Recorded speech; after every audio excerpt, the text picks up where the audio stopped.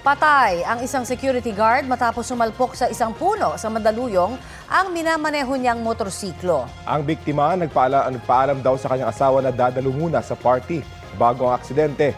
Balitang hatid ni EJ Gomez.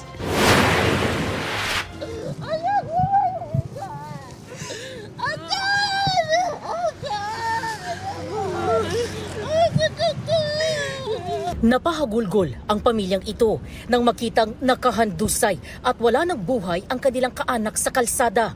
Ang 29 na taong gulang na biktima na aksidente sakay ng kanyang motorsiklo sa bahagi ng Ortigas Avenue sa barangay Wakwak, Green Hills East, Mandaluyong City, pasado alas 2 ng madaling araw kanina.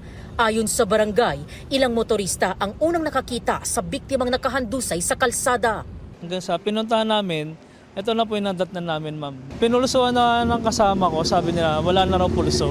Ang motorsiklo nakapwesto sa tabi ng pinagbanggaang puno nito na nasa center island ng kalsada.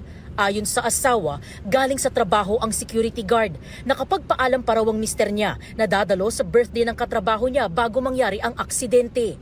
Hindi po siya umuwi. Dumiretso siya doon sa mga nagkaayaan ng mga katrabaho niya. Hindi ko po alam kasi sabi ko, umuwi lang po siya. Naulila rin ng biktima ang 7 taong gulang nilang anak. Pasado alas 5 kanina nang dumating ang soko.